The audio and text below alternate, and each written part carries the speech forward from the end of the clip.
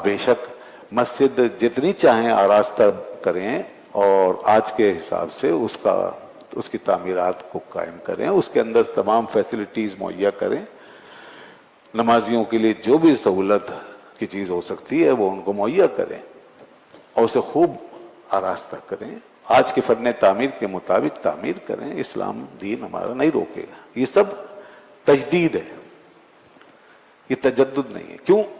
इसलिए कि जो नमाज है दीन की असल चीज, वो वैसे ही हो रही है। नमाज को कोई फर्क नहीं पड़ा, नमाज वैसी हो रही है। अजान में कोई फर्क नहीं पड़ा, अजान वैसी हो रही है। अजान का कोई कलेमा आगे पीछे है? अक्सर बेशतर आप देखेंगे। हाँ, किसी ने अगर अजान के अंदर कोई तब्दीली डाल दी है तो फिर वो तजद्दुद है, वो बिदअत है, वो दीन के लिए काबिल कबूल नहीं। इसलिए नमाज जो कुछ अहदीस से साबित है तो वो नमाज वैसे ही है, उसकी रूह के मुताबिक है। मस्जिद को जितना चाहें आप तब्दील करके बनाएं और हर 100 साल के बाद तामीरात का फन बदलता रहेगा और हर मुल्क का फन तामीर और इमारत साजी का फन अलग अलग है। लिहाजा हम देखते हैं हजारों किस्म की मसाजिद बनाई जाती। इसमें वो लोग जो इन चीजों को बिदअत कहते हैं, यानी दीन में हर किस्म का इस तरह की इस्लाह और रिफॉर्मेशन, जो बाद लोग बड़ी तंगनजरी से काम लेते हैं, फौरन इसको बिदअत समझ। ये बिदअत नहीं है, ये बहुत अहम बात है, ये तजदीद है, ये असल में रिन्यूअल है, इसमें कोई हर्ज नहीं है। ये दीन की बका है और जमाने के साथ चलने का तरीका है। इरशाद रब्बानी है कि दीन, निज़ाम हयात और निज़ाम जिंदगी सिर्फ और सिर्फ इस्लाम है। इसके अलावा और कोई निज़ाम अल्लाह के यहाँ मकबूल और मंजूर नहीं है। वमन यब्तग़ी गैरल इस्लाम दीना, जो कोई भी इस्लाम के अलावा कोई और निज़ाम इख्तियार करेगा, खा इस सूरत में हो कि वो इसको बिल्कुल छोड़ दे और दूसरा कोई दीन अपना ले, या इस तौर पर कि इसी दीन में ऐसी तब्दीलियां वो ले आए कि दीन अपनी असल से हट जाए, तो वो भी गैर इस्लाम होगा। तो अल्लाह ने फरमाया ला युक़बल मिन्हु, बस वो जो भी ऐसा करेगा और जो चीज़ भी लाएगा इस्लाम को रिप्लेस करके या उसको चेंज करके, तो वो अल्लाह ताला कबूल नहीं फरमाएगा। अच्छा, अब यही वजह है कि दीन का ना तो रिप्लेसमेंट हो सकता है और न उसका ऑल्ट्रेशन उसके अंदर कोई हो सकता है। दीन बिल्कुल सेफ एंड साउंड, बिल्कुल प्रिजर्व्ड है, महफूज है, अपने उसूल में, अपने कवायद में, अपने ज़वाबित में, अपनी तफसीलात में, हर चीज़ में मुकम्मल तरीके से महफूज है। और फिर इसको अल्लाह ताला ने मुकम्मल फरमा दिया, जिसके लिए फरमाया यौम अकमलतु लकुम दीनकुम व अतममतु अलैकुम निअमती व रदीतु लकुमुल इस्लाम दीना, कि आज के दिन मैंने तुम्हारे लिए तुम्हारे दीन को मुकम्मल कर दिया और अपनी नेमत को तमाम कर दिया और मैं तुम्हारे लिए दीन इस्लाम से राज़ी हो गया। तो ये बड़ी बुनियादी बात है दीन के हवाले से। दीन में दाखिल होने का बड़ा अहम तकाजा, बुनियादी तकाजा ये भी है कि दीन को मुकम्मल तरीके से उसको उसकी मुकम्मल फॉर्म में माना जाए, उसको कामिल माना जाए, उसको अकमल समझा जाए और उसको नाकाबिल तगय्युर समझा जाए। बहुत से लोग हैं दीन के साथ हैं मगर दीन में तगय्युर के कायल हैं, दीन में वो इनोवेशन के कायल हैं, दीन में कुछ ऐसी रिफॉर्म्स के वो कायल हैं जिनका दीन से ताल्लुक़ नहीं, लेकिन वो दीन के नुमाइंदे भी हैं और दीन को वो दावा करते हैं कि हम समझते हैं और इस हवाले से वो बहुत कुछ कहते हुए भी नजर आते हैं। मगर वो दीन में इस तरह की चेंजेस के कायल हैं, इस तरह की इनोवेशन के कायल हैं कि जो दीन कबूल नहीं करेगा। تو اس کو وہ مغالطے کے طور پہ یہ سمجھتے ہیں کہ یہ گویا تجدید ہے جو دین کی بنیادی ضرورت ہے. تو یہ تجدید نہیں ہے. دین میں کوئی الٹریشن یا دین میں رینوویشن ہونا، دین کے اندر کوئی چینج آنا یا اس کا کوئی نیا ورژن لانا، یہ تجدید نہیں.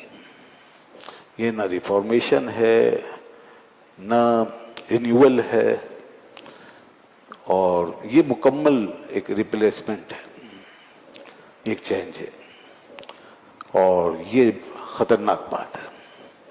اس کو تجدید نہیں سمجھنا چاہیے بلکہ تجدد ہے. تجدید میں اور تجدد میں فرق ہے. تجدید وہ ہوتی ہے جو آپ صلی اللہ علیہ وسلم نے بیان فرمائی ہے،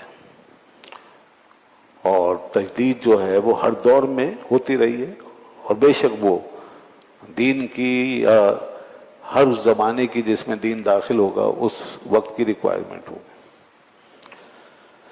تو اتنی جو ہے، اتنی ریفارمیشن اور اتنی اصلاح، یہ تو دین میں تجدید کہلائے گی کہ دین کو آپ اس طریقے سے پیش کر دیں کہ وہ نیا ہو جائے، اس کو نیا کر کے پیش کر دیں، اس کو ریوائیو کر دیں، اس کو ریوائیو کر دیں، اس کی اصل فارم اور اصل شکل پر، اوریجنل اس کی فارم پر قائم رکھتے ہوئے.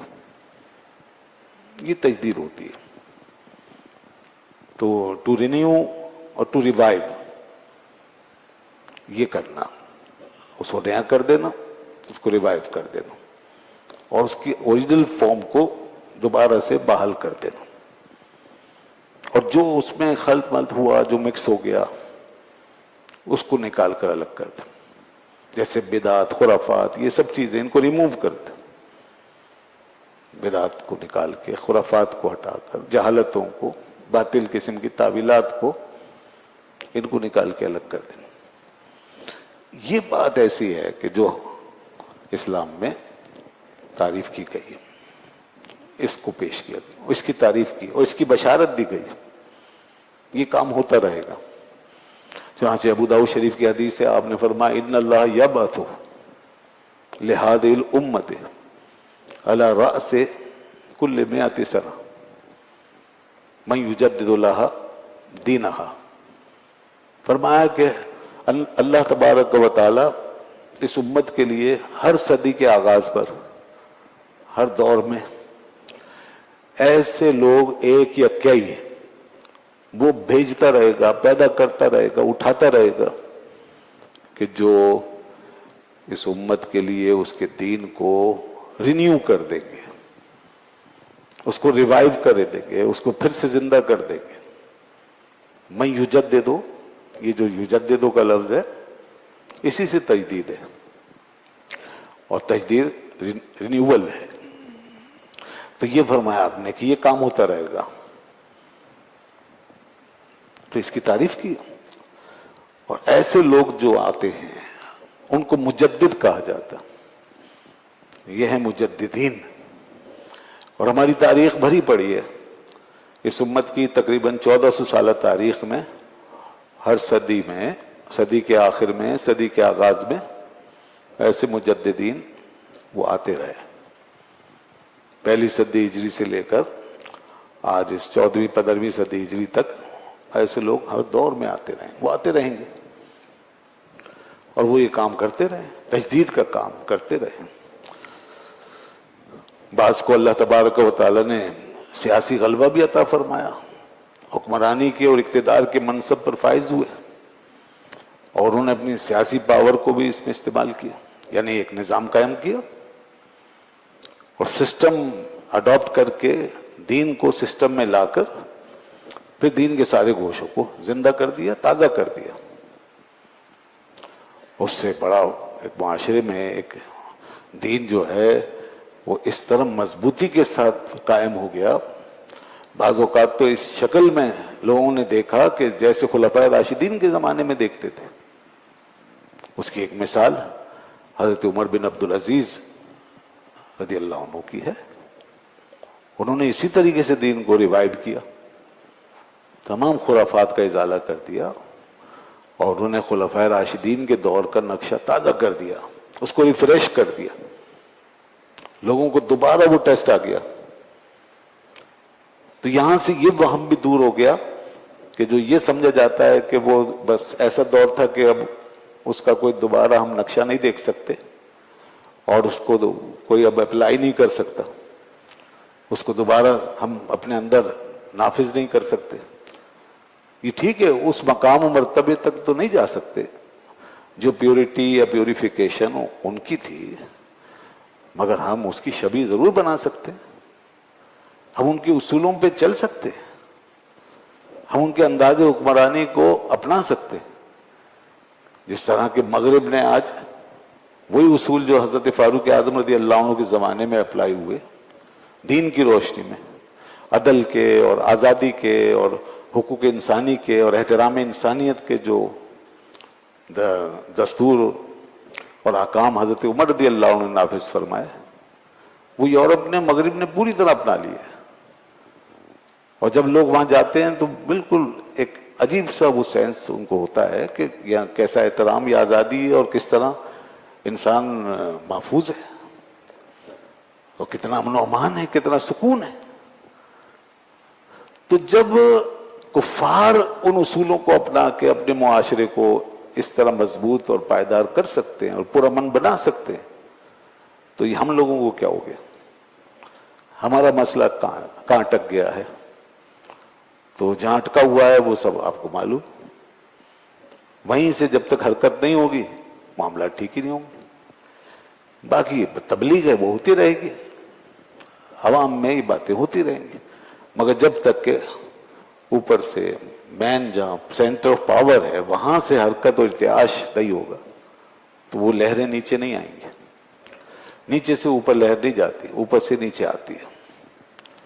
تو اس لیے بہرحال یہ بات دوسری ہے. تو میں یہ عرض کر رہا تھا کہ یہ جیسے کسی کو حاصل ہو گیا اقتدار، کوئی وقت کا مجدد، اس کو سیاسی پاور حاصل ہو گئی تو اس نے یہ کام کر دیا. اسی طرح ہمارے دور اخیر میں اسی ہندوستان کے اندر 12ویں صدی ہجری میں ہم نے دیکھا کہ ایک بہت بڑا بادشاہ یہاں کا جس نے 50 سال حکومت کی، اور وہ اس پوری قوم کا آئیڈیل بادشاہ ہے، مسلمانوں کا ہر دل عزیز، جس کا سب آج احترام کرتے ہیں، تمام کلمہ گو مسلمان. اس کا نام ہے اورنگزیب عالمگیر. اس نے یہاں بر صغیر میں اسی طرح تجدید کی سیاسی پاور کے ساتھ. ان کو سیاسی طاقت حاصل ہوئی، وہ بادشاہ بنے، اور 50 سال تک بلا شرکت غیر ان کو سفید و سیاہ کی ملکیت حاصل رہی، اور وہ یہاں پہ حکومت کرتے رہے، اور پوری انہوں نے دیانتداری اور ایمانداری کے ساتھ حکومت کی، اور یہاں پھر دین کا ریوائول کیا، دین کو زندہ کیا. اکبر کی اور جہانگیر کی جو خرافات تھیں ان کو مٹا دیا. اکبر کی خرافات میں تذکرہ کروں گا، اور آپ سنتے رہتے ہیں کہ اکبر نے کس طریقے سے یہاں دین کو بدل دیا تھا. تو اب ضرورت تھی ایک بہت بڑی تبدیلی کی، ریوائول آف دا ریلیجن. وہ اس کا وقت آ گیا، پھر اللہ نے اورنگزیب کو پیدا کیا. تو اورنگزیب خود مقام تجدید پہ فائز تھے، یعنی مجدد وقت تھے. وہ ایک گریٹ ریفارمر تھے، وہ بہت بڑے ریوائولسٹ تھے. انہوں نے سیاسی طاقت، حکومت کی طاقت، بادشاہت کی طاقت کو استعمال کیا اور پورے ملک میں اسلامی نظام قائم کر دیا، اور زبردست امن و امان اور سکون کا ماحول یہاں پہ مہیا کیا. ان کے نیچے، ان کے اقتدار کے زیر سایہ ہندو، غیر مسلم تمام لوگ وہ مکمل آزادی کے ساتھ اور احترام انسانیت، حقوق انسانی کے ساتھ رہتے تھے، اور کوئی ایجیٹیشن نہیں، کسی کو کوئی شکایت نہیں تھی. تو آج جو ان کے خلاف مغرب کو بے چینی ہے، یا آج کا متعصب رائٹر ان کے خلاف جو کچھ لکھتا ہے، وہ ہندوؤں میں سے بھی ہیں اور مغرب کے لوگ بھی ہیں. اور پھر انہی کے ذہنی غلام ہمارے اندر جو پیدا ہوتے ہیں، وہ لوگ، ان کو مروڑ ہوتی ہے، اور ان کو اورنگزیب جو ہے وہ اچھا نہیں لگتا. ان کو اچھا نہیں، ان کو کون اچھا لگتا ہے؟ اکبر. اکبر اور اس کو وہ کہتے ہیں دی گریٹ. حالانکہ دی گریٹ تو اللہ ہے، مگر اکبر کو اتنا بڑھاتے ہیں دی گریٹ. ان کو بہت بڑا آدمی لگتا ہے اس لیے کہ اس کے ساتھ ان کا کارورا ملتا ہے. بات وہی ہے نا کہ الجنس یمیل الی الجنس، جنس جنس کی طرف مائل ہوگی بھائی. اگر آپ کے اندر دین کی محبت ہے تو دین بھی اچھا لگے گا، دیندار لوگ بھی اچھے لگیں گے. اور جو تاریخ میں اچھے لوگ دیندار ہوئے وہ سب اچھے لگیں گے، کیونکہ یہ ایک چین ہے جو وہاں تک جوڑ دے گی آپ.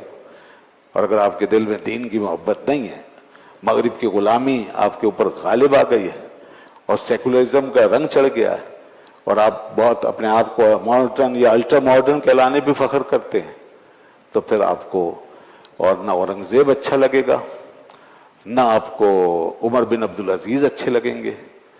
آپ کو تو متجددین اچھے لگیں گے جو دین کے نام پر دین کا حلیہ بگاڑے. آپ کو اکبر بادشاہ جیسے لوگ اچھے لگیں گے، یا آج جو اکبر کو فالو کرتے ہیں اور دین کو بیٹھ کے وہ اپنی تراش خراش کر کے دین کے ساتھ اس کے نشانات کو مٹاتے ہیں، اس کی بنیادوں کو کھودتے ہیں، اس کے اسٹرکچر کو جو ہے وہ چاہتے ہیں کہ دوبارہ بنائیں. اس طرح کے لوگ اچھے لگتے ہیں. تو یہ دراصل یہ ہیں ماڈرنسٹ. یہ وہ لوگ ہیں جن کو متجدد کہا جاتا ہے، تجدد پسند. تو میں نے جیسے کہا کہ تجدید اور چیز ہے، تجدد اور چیز ہے. تجدید یہ مستحسن ہے، تجدید کی ضرورت ہے. دین کو نیا کر کے پیش کرنا، اس کو اس طرح انٹرپریٹ کرنا کہ جو کچھ اسٹیبلشڈ ہے اس میں کوئی تغیر و تبدل پیدا نہ ہو، اور آج کے حالات میں اس کی ظاہری صورت کو آج کے حالات میں ڈھال کے پیش کیا جائے. یہ ہے جیسا کہ ہم دیکھتے ہیں بہت ساری صورتیں ہیں، اور خود بخود دیکھیے کس طرح ریوائول ہوتا چلا جاتا ہے. آج ہم دین کو اپناتے ہیں تو دین کی اصل روح کو قائم رکھ کے پھر آج کے حالات سے فائدہ اٹھاتے ہوئے چلتے ہیں. اسی میں آتی ہیں آپ کی ساری چیزیں، پہننے اوڑھنے کی، آپ کے ٹولز، آپ کے اسٹوڈنٹس، آپ کی سواریاں، آپ کی عمارتیں، آپ کے آنے جانے کے سفر حضر کے ذرائع وغیرہ وغیرہ. نئے نئے قسم کی ایجادات، سائنٹیفک ایجادات، ٹیکنالوجی، اب کمپیوٹر کا دور ہے، اے آئی کا دور ہے. تو دین جو ہے وہ ان سب چیزوں کو اپنے اندر تبدیلی لائے بغیر ایڈاپٹ کرے گا. روح کو مارے بغیر اس کا جو اصل دین کا جو بنیادی ڈھانچہ ہے وہ تبدیل نہیں ہوگا.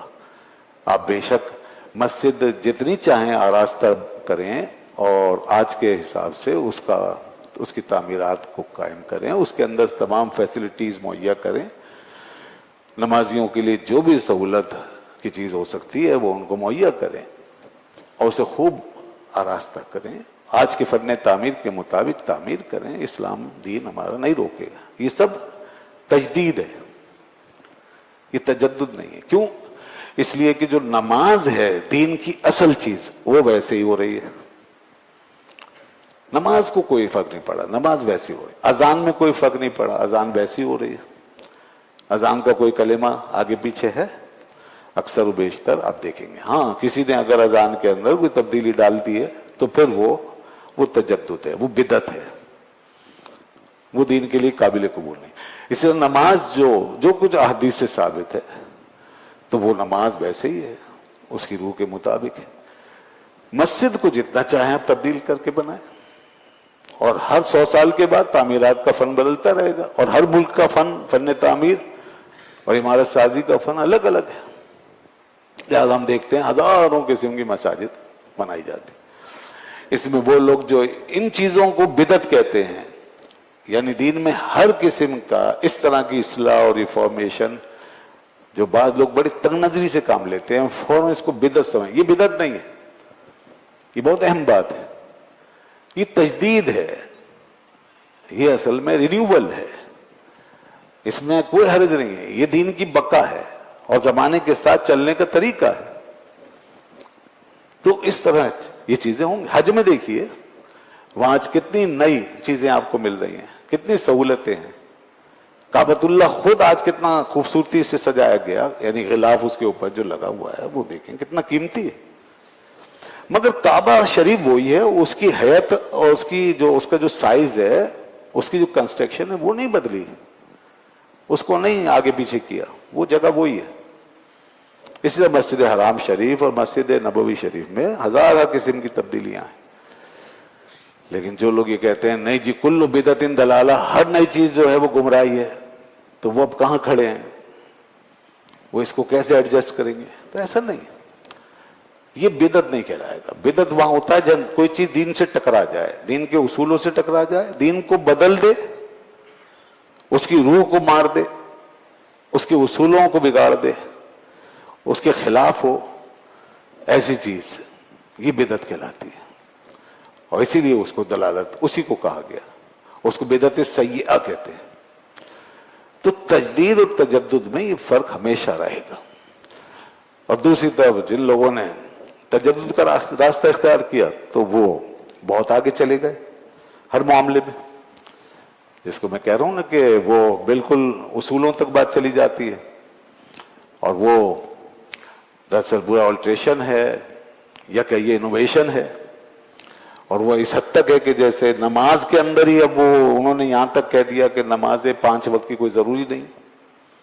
ایسے ایسے محقق اور مفکر پیدا ہو گئے. انہوں نے کہا جی نماز جو ہے وہ 5 وقت کی ہم پڑھتے ہیں. آج دنیا بہت مصروف ہے، لوگوں کے پاس اتنا وقت نہیں ہے، ہر شخص 1000 قسم کے کاموں میں مصروف رہتا ہے، اور سفر بہت زیادہ ہو گیا ہے. اب آدمی جو ہے ادھر سے جا رہا ہے ادھر سے جا رہا ہے ادھر، اور ایک فلائٹ کے بعد دوسری فلائٹ، دوسری کے بعد تیسری فلائٹ، 10 جگہوں پہ جانا ہے، نماز کیسے پڑھے؟ تو بھائی ٹھیک ہے کچھ بھی ہے، اگرچہ سفر بہت زیادہ ہو گیا ہے اور انسان کو ظاہر ہے ویسی سہولت نہیں ہوتی، تو اب اس کا مطلب یہ تو نہیں ہے کہ آپ دین کو ہی آ کر کے جو ہے کم زیادہ کر دیں، اور اپنی طرف سے حکم جو اللہ کا وہ اٹھا دیں لوگوں کے اوپر سے، اور کہیں جی نماز کوئی کہہ رہا ہے نماز کو جو ہے کم کر دیں، 2-3 میں کر دیں، صبح شام پڑھیں بس، تاکہ ایک ہی ٹائم میں سب ادا ہو جائے، یعنی ٹائم چینج کر دیں. کسی کا یہ کہنا ہے، اور کسی کا کہنا ہے یہ نماز کو ایک علامت کے طور پہ رکھیں، بس ایک سمبل ہے، علامت ہے، باقی جب عمل ہو جائے.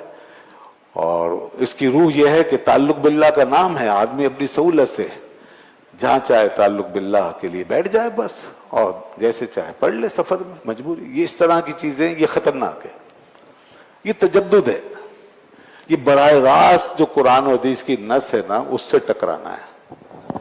اور یہ وہ خطرناک بات ہے کہ جو دوسرے مذاہب میں جب داخل ہوئی تو ان کو بالکل مسخ کر دیا اور غائب کر دیا دنیا سے. آج دیگر مذاہب کی کوئی روایت بھی اپنی اصل حالت پہ باقی نہیں ہے، کوئی روایت، حتیٰ کہ ان کی کتابیں بھی بدل گئی. اچھا اگر اس قسم کی تبدیلی اسلام میں خدا چاہتا تو دین کو بھی ویسے ہی چھوڑ دیتا، اسلام کو بھی ویسے ہی چھوڑ دیتا جیسے عیسائیت کو چھوڑ دیا، جیسے یہودیت کو، جیسے اور مذاہب کو. کیوں قرآن کے ٹیکسٹ کی اتنی زبردست حفاظت کی ہے اس نے؟ یہ ہماری جو قانون کی کتاب ہے، ہمارا قانون ہے، سب سے بڑا قانون قرآن ہے. تو یہ بک آف لا جو ہماری ہے، اس کے ٹیکسٹ کی، اس کے فیصلوں کی اتنی زبردست حفاظت کیوں کی گئی؟ اور پھر اس میں اتنی سخت تاکید کیوں کی گئی ہے کہ تم میرے نبی کو فالو کرو، بس ان کی اتباع کرنی ہے تم نے، اور جو وہ دیں وہ لو. اتنی تاکید کیوں کی گئی؟ اتنا ادب اور احترام کیوں سکھایا کہ نبی صلی اللہ علیہ وسلم کا معاملہ سارے انبیاء سے بھی مختلف ہے. اب آپ کا پروٹوکول، آپ کا احترام، آپ کی رسپیکٹ سب سے زیادہ ہے، آپ کے آداب سب سے زیادہ ہیں. یہ باریکیاں کیوں ملحوظ رکھی گئی؟ کیا اللہ کو معلوم نہیں تھا کہ زمانہ بدلے گا اور دنیا فاسٹ ہو جائے گی اور بہت ایجادات ہو جائیں گی، لوگوں کو وقت نہیں ملے گا اور لوگ کہیں اور دیکھیں گے اور مصروف ہو جائیں گے، مشغول ہو جائیں گے، تو اس کو کمپرومائز ہونے دیا جائے؟ نہیں، کوئی اصول کمپرومائز نہیں ہونے دیا. اس نے اتنا زبردست پروٹیکشن دیا ہے ایک کتاب کو اپنی، اور دوسرے نبی صلی اللہ علیہ وسلم کی سنت کو اور آپ کے احترام کو. اتنا प्रोटेक्शन दिया है कि कुरान पाक अलम से वन्नास तक देखें कि वो जरा सा भी निराफ गवारा नहीं करता इन मामलात के अंदर। तो भाई ये सब क्या बता रहा है हमें? इसका मतलब ये है कि दीन में कोई इनोवेशन नहीं हो सकती, दीन चेंज नहीं होगा, दीन अपनी असली हालत पे रहेगा। और फिर ये काबिल गौर बात ये है कि चलिए आज तो हमें हो गई ये वाली सदी, 15वीं सदी में हम दाखिल हो चुके हैं, लेकिन बहरहाल हर सदी में तब्दीलियां तो आई है, जमाना तो आगे बढ़ा। तो ये हर जमाने के लोग एक ही तरह क्यों सोचते रहे? ये सारे मुज्तहिदीन, मुजद्दिदीन, मुहद्दिसीन, ये उलमा, ये लाखों लोग, ये पूरी उम्मत ये इस बात पे क्यों मुत्तफिक रही है कि दीन में भाई तब्दीली नहीं लानी है? ये क्यों नहीं अपने अपने जमाने में किसी और दीन, मजहब, तहजीब से इंस्पायर्ड हुए? यहां तक कि इतना जबरदस्त हमला हुआ है यूनानी फिक्र का 2री और 3री सदी हिजरी में, बल्कि 3री और 4th के बाद, और 4th सदी हिजरी में उसका क्लाइमैक्स था, फिर 5वीं में और ज्यादा। तो फलसफा और मंतिक ये बिल्कुल ऐसे छा गया था, बहुत फलसफी पैदा हो गए थे। लेकिन इसके बावजूद उम्मत के उलमा, बड़े बड़े आइम्मा, उन्होंने कहीं भी समझौता नहीं किया। इमाम गजाली रहमतुल्लाह अलैह जो हैं वो एक मिसाल है, हजारों मिसालों में से एक मिसाल है, जो आज तक दुनिया के जहन और फिक्र पे हुकूमत कर रहे हैं। वो उठे हैं और पूरे फलसफा यूनान को लपेट के वापस कर दिया। जहां जहां दीन में उसने सरायत किया था और दीनी अक़दार, अकायद और नजरियात को मुतासिर किया था, वहां से यूनान की सारे असरात को उन्होंने बड़ी बारीक बीनी से जो है वो कुरेदा है और उसको अलग कर करके साफ साफ बताया कि ये है वो फिक्र जो बाहर से आई है, और ये है बिदअत, गुमराही, जलालत, और ये है दीन, सच्ची दीन की तालीम जो आप सल्लल्लाहु अलैहि वसल्लम से हमें मिली। बिल्कुल ऐसा कर दिया, एनालाइज करके उसको सेपरेट करके अलग करके दिखा दिया। ये उनका बहुत बड़ा कारनामा है, और आज तक उनके उठाए हुए एतराजात या उनका एनालिसिस जो है उसका जवाब नहीं आया, दुनिया मानती है।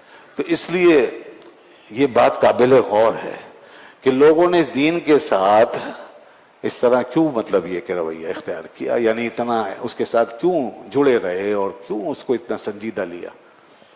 अब आजकल के जैसे मुतजद्दिदीन की बात सुने तो ये कोई मसला ही नहीं, जैसे सब बेवकूफ थे, या आज के उलमा और मौलवी ये सब जो हैं कदामत पसंद हैं और ये इनको कुछ पता ही नहीं है, दीन में तो ये भी हो सकता है, ये भी हो सकता है, ये भी हो सकता है।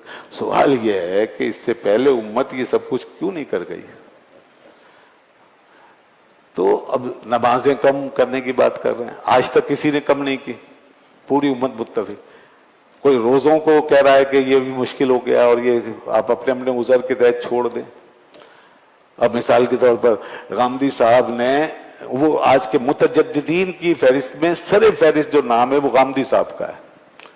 मैं फिर उनका जिक्र करना चाहूंगा क्योंकि उनकी फिक्र बराह रास्त दीन के उसूलों से और दीन के निज़ाम से टकरा रही है। उन्होंने फरमाया कि बच्चे बच्चियां जो इम्तिहान देते हैं वो भी बड़ी मुश्किल में होते हैं, और रमजान होता है, वो बेचारे मेहनत करते हैं, तो वो रोजे की हालत में तैयारी नहीं कर सकते, लिहाजा जिस दिन पेपर हो रोजा छोड़ दें। अल्लाह अकबर। ये है वो चीज कि आप दीन को देखिए कहां कहां बराह रास्त दीन को कम कर रहे हैं आप, जहां कोई उज़र बनता ही नहीं है। और फिर यह कि इस तरह का कयास भी जायज नहीं है। अल्लाह उसके रसूल ने जितनी इजाजत दी है बस वही इजाजत है। जैसे सफर में इजाजत है, बीमार आदमी के लिए इजाजत है। अगर वो बच्चा या बच्ची बीमार है और रोजा नहीं रख सकते, बीमारी भी ऐसी हो कि रोजा अगर रखेंगे तो वाकई इंसान के लिए खतरा बढ़ जाएगा, या तो हलाकत का खतरा है या बीमारी तवील हो जाएगी, ऐसा कोई अंदेशा है, तो इस सूरत में तो रोजा छोड़ने की कुरान से इजाजत है। लेकिन अब इनसे पूछिए कि पेपर के लिए रोजा छोड़ना, इम्तिहान के लिए रोजा छोड़ना, तो इसका मतलब मालूम है कि बात कहां पहुंचेगी फिर? और क्या ये एक ही मुतजद्दिद और मुज्तहिद हैं जो इतनी बात करके बस रोक देंगे सबको कि अब आगे ना बढ़ना? दूसरा जब इनकी राय को लेके आगे बढ़ेगा तो वो कहेगा भाई ये भी उज़र है। मिसाल के तौर पे एक आदमी को रोजाना बाहर जाना पड़ता है, ड्यूटी है, छुट्टी कर नहीं सकता, बेचारे की नौकरी जाएगी, लिहाजा जितने नौकरी पेशा हैं सब रोजा छोड़ दें। क्योंकि वो भी बेचारे मजबूर हैं और उनके लिए भी मशक्कत है, तो वो भी गए जनाब। इसी तरीके से और घरों में खवातीन हैं, बहुत काम वाम करना पड़ता है, अगर वो काम नहीं करेंगी तो घर का निज़ाम नहीं चलेगा, घर का निज़ाम नहीं चलेगा तो मसाइल पैदा हो जाएंगे और उनके शौहर नाराज हो जाएंगे, घर तबाह हो जाएंगे, लिहाजा खवातीन भी रोज़ा छोड़ दें। और जितने बाहर बेचारे रेड़ी लगाने वाले, मजदूरी करने वाले और जो भी, और किसान और हारी और जो भी जहां जहां धूप में मेहनत करते हैं, काम काज कर, रोज़ा छोड़ दें। और जब मौसम बदले और गर्मी एक टेम्परेचर से ज्यादा हो जाए और बर्दाश्त ना हो, जैसा कि आजकल कराची का, पाकिस्तान का मौसम है, या ग्लोबल वार्मिंग हो रही है, तो ये भी बड़ा उज़र बन जाएगा। मुश्किल तो होती है गर्मी बर्दाश्त करने में, तो ये सारे भी छोड़ दें। अब सर्दियों के रोजे रख लें, छोड़ें गर्मियों के रोजे, मुश्किल हो गए तो कहां बात रुकेगी बताइए। तो ये इस तरह की चीजें लाने वाले लोग ये दीन को वहीं पहुंचा देंगे जहां ईसाइयत पहुंच गई। वो तबाह हो गए, खत्म हो गया मामला। वहां पर एक बादशाह आता था, वो अपनी इजाद को डाल देता था, कोई अपनी तब्दीली ले आता, दूसरा आता था अपनी तब्दीली। और अब तो खैर वो उनका मामला इतना आजाद बेलगाम है कि अब सभी कुछ बदल गया। उनके तो किताब के कई वर्जन आ गए, और अब तो जो चाहे बैठ के घर में इंजील लिख ले, हजारों वर्जन मौजूद है। हिंदुओं की जो किताबें हैं वो हजारों उसके सहीफे मौजूद हैं उनके, वो जो चाहे करते रहें उसमें, जिस तरह की चाहे तशरीह कर दें। ये सब हो रहा है दुनिया के अंदर। तो इसलिए ये बहुत खतरनाक बात है। ये तजद्दुद जो है ये इस्लाम बर्दाश्त नहीं कर सकता। हमारी तारीख ये है कि हमारे यहाँ मुजद्दिद पैदा हुए हैं, उन्हीं को माना है, मुजद्दिदीन, रिफॉर्मर्स। हमारे यहाँ रिफॉर्मर्स आए हैं, हमारे यहाँ मुजद्दिदीन आए हैं, हमारे यहाँ दीन को नया करके पेश करने वाले लोग आए हैं। मैंने कहा ना, पहली सदी से लेकर आज तक आते रहे, चंद एक के मैंने नाम भी बता दिए। लेकिन हमारे यहाँ मुतजद्दिद नहीं हुए, और कभी पैदा हो गए किसी फिरके की सूरत में तो उनको बिल्कुल रिजेक्ट कर दिया। इसलिए वो या तो फिरका बन गए या कोई ग्रुप बन गए, उनको बिल्कुल खारिज कर दिया, यानी दीन में उनको एक्सेप्ट नहीं किया गया, उनको हमने हुज्जत नहीं माना। हाँ, उनका अगर कोई इल्म या फन था तो उससे इस्तिफादा किया गया, वो एक अलग चीज है। कोई टेक्निकलिटीज हैं उससे इस्तिफादा किया, जैसे मुअतजिला हुए और दीगर, उनकी कुछ महारतें थी, वो एक अलग बात है। लेकिन किसी मुतजद्दिद को इस उम्मत ने आज तक अपना इमाम नहीं माना, आज तक। किताबें देखी उठा के, भरी पड़ी। इमाम गजाली को इमाम माना है, वो मुजद्दिद थे। इमाम राजी को इमाम माना है, वो मुजद्दिद और मुस्लिहीन की फहरिस्त में आते हैं। इमाम अशहरी को माना है, इमाम शारानी को माना है, इन सब को माना है, ये और कई है। तो ये सब वो हैं जो दीन के अंदर रह के जिन्होंने उम्मत को बचाया है और उम्मत तक सही सही दीन पहुंचाया है। लेकिन मुतजद्दिद कभी कबूल नहीं किए जाएंगे। इस दौर आखिर में सबसे बड़े मुतजद्दिद जो हुए, जिनकी ये सब आज खोशाचीनी करते हैं और इन सब का जहन उनसे मिलता है, खा वो गामदी साहब हो, खा कोई और साहब हो, आजकल के जितने भी इस तरह के नई फिक्र के लोग हैं, तजद्दुद पसंद लोग हैं, मॉडर्निस्ट लोग हैं, वो इन सब के कारूरे और जहन जो है वो मिलता है एक बड़े शख्स से जो ये बर्रे सगीर में हुए, और उनको हम इन सब का इमाम कह सकते हैं, इस्लाम का नहीं, इन तमाम मुतजद्दिदीन का इमाम मानिए। वो साहब हैं सर सैयद अहमद खान। सर सैयद अहमद खान इस रीजन में, हिंदुस्तान की सरजमीन पे पहले आदमी हैं जिन्होंने कुछ अच्छे काम किए, कुछ सियासी शूर उन्होंने दिया, वो एक अलग बात है। उन्होंने आजादी का शूर दिया, वो एक अलग बात है। देखिए, ये चीजें अलग अलग करके देखा करें। दीन एक अलग चीज है, दीन वो है जो अल्लाह के रसूल से मिला है। सर सैयद अहमद खान ने दीनी रिवायत को सबसे पहले इस बर्रे सगीर के अंदर बदला है। दीन की इंटरप्रिटेशन जो है बिल्कुल बदल दी, और उन्होंने नए तरीके से इंटरप्रेट किया, बिल्कुल तफसीर को और हदीस को, बिल्कुल कई चीजें उन्होंने उड़ा दी। जो हमारी ट्रेडिशन थी, हमारे प्रिंसिपल्स थे, हमारी रिवायत थी, उसको उड़ा दिया। कई चीजों का इनकार कर दिया उन्होंने, कर नहीं। हालांकि 1300 साल से वो चीजें मुसल्लमन तौर पे मानी जाती रही। مثال کے طور پر جو سب کی سمجھ میں آ جائے ایک بات، انہوں نے جنات کے وجود کا انکار کر دیا، انہوں نے کہا جنات کوئی چیز نہیں۔ وجہ کیا تھی؟ اصل میں یہ انٹرپریٹیشن اس لیے ہوتی ہے، یہ دراصل اکارڈنگ ٹو ویسٹرن فلسفی اور ماڈرن تھیوریز، یہ اس کے مطابق ڈھالنے کے لیے ہے۔ اصل میں ویسٹرن فلسفی، مغربی نظریات، مغربی خیالات، سر سید احمد خان پر مغربی افکار کا بہت گہرا اثر تھا۔ وہ مغرب سے اٹھنے والے سائنٹیفک طوفان سے بہت متاثر مرعوب ہو گئے تھے، تو انہوں نے جب اپنی طرف دیکھا اس ذہنیت کے ساتھ، تو انہیں اپنے اندر گویا یہ سب فالٹس نظر آئے، قدامت نظر آئی، غلطیاں نظر آئیں۔ انہوں نے کہا بھائی یہ ایسے تو ہم نہیں چل سکتے، لہذا ہم اپنے اندر ہی یہ آلٹریشن کر لیں اور مغرب کے مطابق ڈھال لیں تاکہ ہم آگے چلنے کے قابل۔ اب چاہے انہوں نے کتنے ہی اخلاص سے کام کیا، مگر افسوس یہ سب تجدد تھا اور دین کے ڈھانچے کو بدلنے کا عمل تھا۔ ان کی تفسیر میں بہت ایسی خامیاں ہیں۔ مثال کے طور پر وہ معجزات کو نہیں مانتے تھے، جو چیز بھی سائنس سے کلیش کرتی تھی، سائنس کے ساتھ، ٹیکنالوجی کے ساتھ، اس کو نہیں مانتے۔ معجزہ کرامت اس کو نہیں مانتے تھے۔ قرآن پاک میں جو معجزات ہیں اس کی وہ تعویل کرتے تھے۔ یہ ہوتی ہے تعویل۔ تعویل دو طرح کی ہوتی ہے، ایک تعویل ہوتی ہے جو تجدید کی نوعیت کی ہوتی ہے، جس سے آپ کوئی صحیح نتیجہ نکال رہے ہوتے ہیں صحیح اصولوں اور پرنسپلز کی روشنی میں، اور پیچھے امت کی جو مثالیں ہیں، پریسیڈنٹس ہیں، ان کو سامنے رکھ کر۔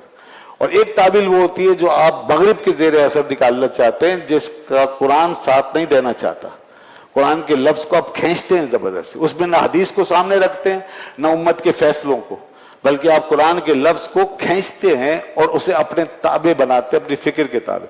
سر سید صاحب نے اسی طرح قرآن کو سائنس کی لگامیں ڈال کر پھر کھینچا ہے، سائنس کی، اور معجزات کو انہوں نے ایک مادی مٹیریل فینومینا بنا کے پیش کیا ہے، مٹیریل فینومینا، کیونکہ اسپریچول فینومینا یا جو ایک وہ جو ماورائی قسم کا وہ معجزے میں ایک معاملہ ہوتا ہے، وہ ان کی سمجھ میں نہیں آ سکتا تھا۔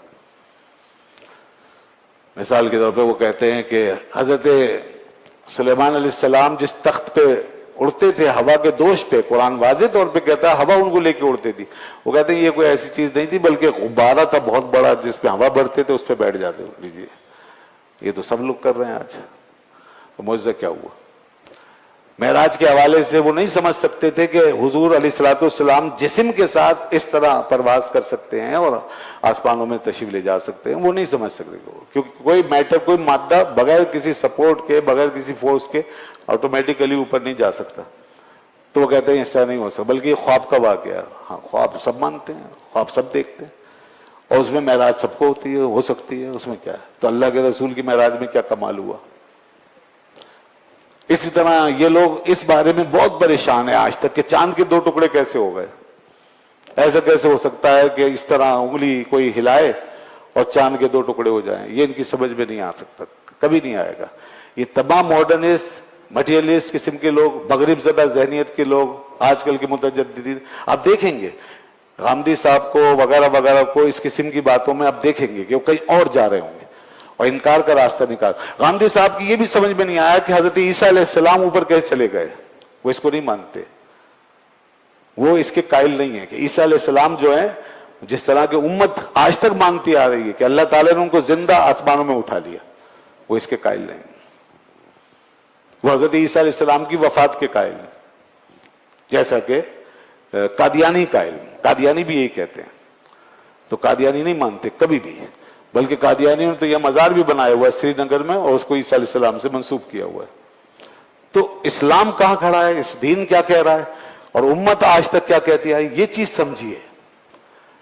ایک ایک کلپ کے اوپر نہ جائیے، ایک ایک تقریر پہ اپنا دین چھوڑ کے مت جائیے، پیچھے دیکھیں پوری تاریخ کیا کہہ رہی ہے۔ تو اس لیے پوری امت مانتی ہے، شق القمر بالکل اسی طرح مانتے ہیں ہم۔ یہ آج بھی امت کی اکثریت اس کی قائل ہے کہ چاند 2 ٹکڑے ہوا، آپ صلی اللہ علیہ وسلم کا معجزہ ہے۔ اقتربت الساعہ وانشق القمر، اللہ نے فرمایا قیامت قریب آ گئی، چاند پھٹ گیا۔ ہم اس کو ایز اٹ از لیتے ہیں، وہ چاند پھٹنے کا مطلب کچھ اور لیتے ہیں۔ وہی جو تعویل میں نے کہا، وہ تعویل جو ایک غلط انٹرپریٹیشن کی طرف لے جاتی ہے۔ تو چاند کا پھٹنا موجود ہے، اور ابھی یہ بات سامنے آئی ہے کچھ ذرائع سے کہ کچھ لوگوں نے پرانی جو تقریباً 1500 سال پرانی قدیم تصاویر اور پکچرز اور فوٹوگرافس، وہ غیر کیمروں کی تو نہیں ہوتی ظاہر ہے، وہ ہاتھ کی بنی ہوئی تھی آرٹس، تو وہ جو ملی ہیں چین سے، چین کے اندر باقاعدہ قدیم ایک بہت پرانی بلڈنگ، 200-300 سال پرانی بلڈنگ، اس کے اندر بہت پرانی تصویریں ہیں ہاتھ کی بنی ہوئی. تو جو اس کے ماہرین ہوتے ہیں، جو اس کی ایویلیویشن کرتے ہیں ان پرانی تصاویر وغیرہ کی، تو اس میں ایک صاحب ہندوستان کے اور امریکہ کے کچھ لوگ 2-3 آدمی وہ باقاعدہ گئے چائنا، اور وہاں جا کر کے انہوں نے وہ کام لیا اپنے ذمے، اور ظاہر ہے کہ وہ ایک بڑا تحقیقی کام ہوتا ہے، اس میں وہ بہت ریسرچ کرتے ہیں، اس کی مہارت ہوتی ہے ان کی، اور سائنٹیفک سارے طریقے وہ وہاں پہ اپلائی کرتے ہیں، وہ کاربن ڈیٹنگ بھی کرتے ہیں، وہ انک وغیرہ بھی اس کا بھی تجزیہ کرتے ہیں، وہ پوری ہسٹری میں جاتے ہیں کہ کتنی پرانی، تو وہ تاکہ وہ اس کی صحیح تاریخ نکال کے اس کو ایویلیویٹ کر سکے. پھر اس کی ظاہر پیسے لگتے ہیں، یعنی اس کی قیمت لگتی ہے پھر مارکیٹ میں. تو ان حضرات نے جو مسلمان نہیں ہیں، انہوں نے جا کے ان تصاویر کو دیکھا ہے. ان میں ایک صاحب وکرم نام ہے ان کا، یہ گئے ہیں وہاں، اور یہ تھے، اور امریکہ کے ان کے 1-2 ساتھی اور تھے جو اس کام کے ماہر ہیں، پوری دنیا کے اندر یہ سمجھے جاتے ہیں. تو وہ صاحب جو ہے انہوں نے وہ تصویر دیکھی، تو ایک تصویر ان کے سامنے ایسی آئی کہ جس نے ان کو چونکا دیا. انہوں نے دیکھا ہے کہ وہ تصویر تقریباً 1500 سال پرانی ہے. کاربن ڈیٹنگ سے معلوم ہوا، اس کی انک جو تھی اس کا انہوں نے تجزیہ کیا، اس سے معلوم ہوا وہ ہاتھ کی پینٹنگ ہے.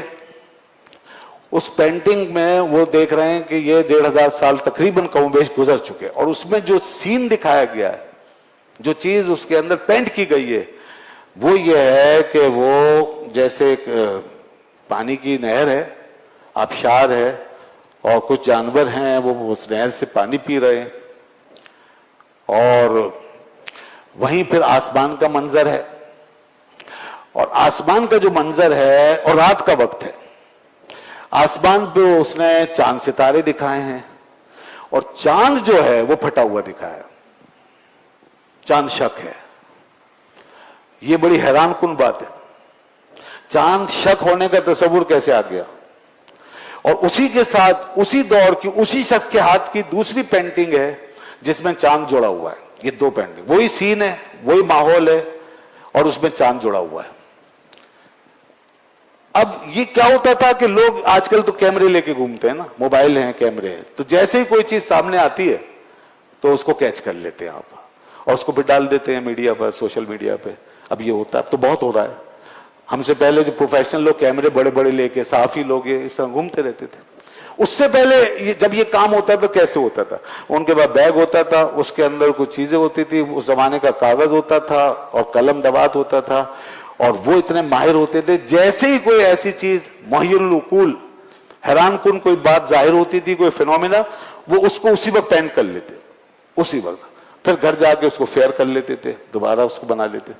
لیکن وہ جو چیز، جو سین ان کو نظر آتا تھا، اس کو اسی وقت وہ محفوظ کرتے تھے. یہ اسی طرح ہوا ہے، یہ اسی طرح کی کہانی ہے جناب، کہ جس شخص نے اس زمانے میں کہیں بھی بیٹھ کر یہ دیکھا ہے. اب ظاہر چین میں یہ چیز ملی ہے، تو ہو سکتا ہے چائنا سے دیکھا ہو اس نے، تو اس نے جہاں سے بھی دیکھا ہے، چاند جو ہے وہ شک ہوتا ہوا دکھایا ہے. اس نے زمانہ میچ کر گیا ہے، کاربن ڈیٹنگ میچ کر گئی ہے، کاغذ میچ کر گیا ہے، اس وقت کے ساتھ سیاہی اور انک میچ کر گئی ہے. یہ شخص ہندو ہے، ہندو. اس نے جیسے یہ چیز دیکھی، اس نے کہا کہ یہ تو مسلمانوں کے یہاں معاملہ نظر آتا ہے، ہم نے ان سے سنا ہے کہ اتنے 100 سال پہلے ان کے پیغمبر نے چاند کے 2 ٹکڑے کیے تھے، یہ تو مسلمانوں کا کیس ہے. آپ اندازہ کریں اس شخص کے دل میں اسلام ایسا داخل ہوا ہے، اسی وقت اس نے کلمہ پڑھ لیا، مسلمان ہو گیا. وہ ہندو وکرم جو ہے اسی وقت مسلمان ہو گیا یہ چیز دیکھ کے، کیونکہ وہ اس فن کا ماہر ہے.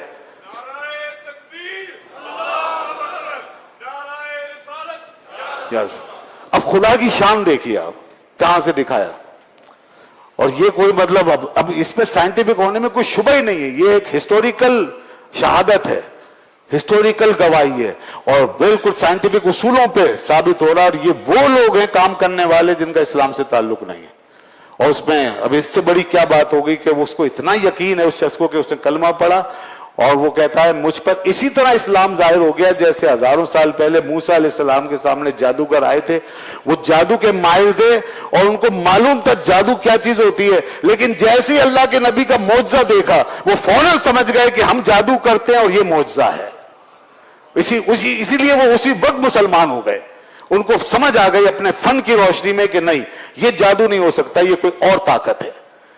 तो बात यह है कि ये चीजें इस तरह भी होती हैं।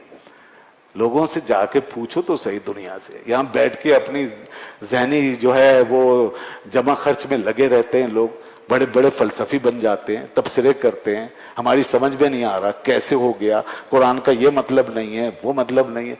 यहाँ हम इस चक्कर में पड़े, हम अपने ईमान से हाथ धोने में लगे हैं, उधर दुनिया देख के मुसलमान होने जा रही है। तो लोगों की समझ में नहीं आता। अब आज बादियत ज्यादा जहन की समझ में ये नहीं आ रहा कि मौजज़ा शक्कुल कमर कैसे हुआ, चांद दो टुकड़े कैसे हो गया। वो अपने लगे हुए हैं, कोई कुछ तावीलें, कोई तावीलें, भाई क्या क्या बहरहाल ये सब जो है चीजें देखिए हमें महरूम कर देंगी। सर सैयद अहमद खान का जो कोलैप्स है कैसे हुआ देखिए ना, उनका कोलैप्स, इससे बड़ा कोलैप्स क्या होगा सर सईद फिक्र का कि जिन लोगों के साथ मुताबकत और मैचिंग करने के लिए उन्होंने जिन्नात वगैरह का इनकार किया है, आज यूरोप मगरिब जो है जिन्नात के वजूद का कायल हो गया है।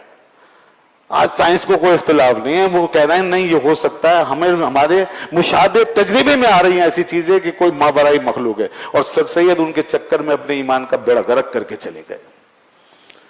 और ये बेचारे जो मगरिब ज़्यादा जहनियत के लोग, जिनको मुल्लायत बहुत बुरी लगती है, जिनको रिवायत बहुत बुरी लगती है, जिनको हर चीज़ कदीम लगती है, ये भी सर सैयद के पीछे उनके चलते चलते आज आंखें बंद करके चले जा रहे हैं और अपने दीन का खाना खराब कर रहे हैं।